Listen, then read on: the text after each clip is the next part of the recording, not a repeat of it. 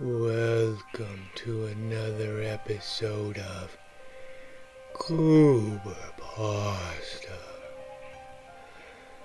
Do you like big time stocks and cocaine? If you do, you'll find this next tale quite spooky. I was a big-time stockbroker from Louisiana. I had moved to the city to do one thing: sell stocks, make money, and do cocaine. Well, I guess that's three things.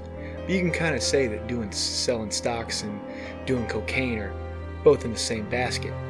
You can also say that all of it is kind of in the same Venn diagram.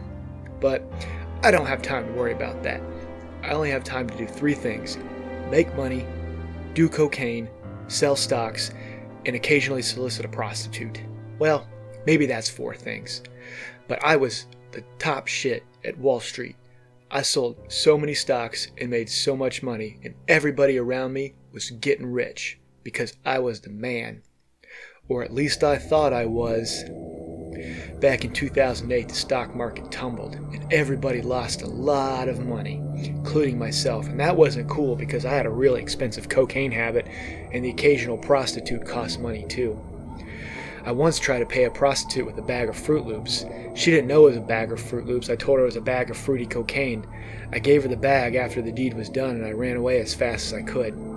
Boy, she threw a lot of swear words and prostitute materials at me, like shoes and skimpy outfits, typical prostitute things. So I was looking to get back on top, and I didn't really know how. The lease on my condo was overdue, and I didn't have any money to pay it because I spent my last $400 on cocaine and prostitutes. I was in Chinatown of New York City, and I came across this old Chinese shop, and I walked in because it was kind of cold outside, and I wanted to hang around there for a few minutes while I did a bump of cocaine to get myself going. Suddenly I was greeted by the shopkeeper. Yes, what are you looking for, young man? Nothing, I said. I just want to do a little bump of cocaine. Now, if you'll please excuse me, I really have a lot of cocaine to do. Yes, I see you do. Cocaine. Perhaps I can interest you in this doll that will really help improve your life. No, hold on here, buddy. I'm not really interested in a doll unless it has some type of cocaine-doing device in it, and I don't see one on this. You're a stockbroker, right? Well, yeah, I'm a stockbroker. How'd you know that anyway? Because of all the cocaine that you do. Well, he did have a point. I did do a lot of cocaine. All right, old man, what's this doll do? You simply pull the string, and it gives you hot stock tips. Well, that sounds really good. I'll take it. How much is it? It will be one bag of Fruit Loops. Now, I don't know why he wanted Fruit Loops of payment. Not unless he associated with that prostitute I gave a bag of Fruit Loops to. But I wasn't going to question it. I handed him another bag of Fruit Loops that I had on me because I was planning on cheating another prostitute that night. So I gave it to him. He seemed rather happy with the exchange, and I took the doll out of the store and started to walk home with it. I was going to give this thing a try, so I was going to have to not worry about any prostitutes tonight. I got back to my fancy New York City overdue condo, and I walked upstairs and began to log onto my computer. I was about to make some sweet stock moves, so I set the doll on the table. Here goes nothing, I thought.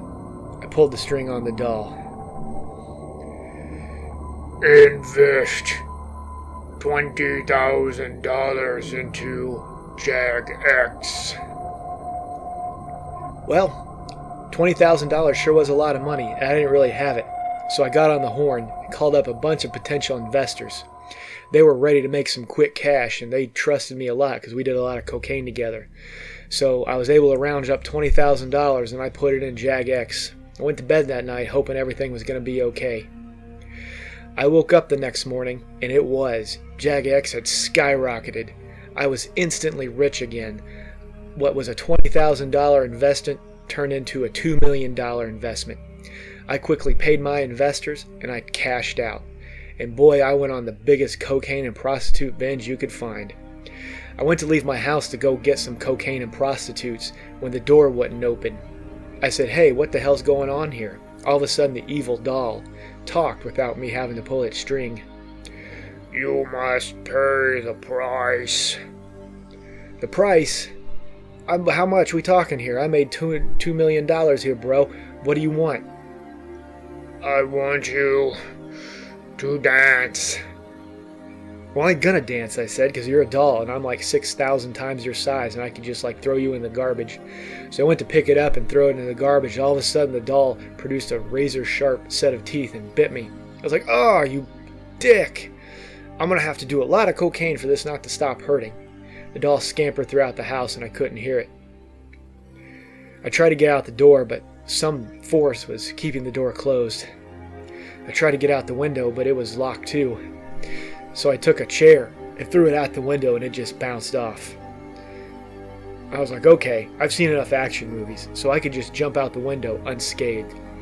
So I cocked back pretty far and got a good running start through the hallway, and I jumped through the window and it shattered.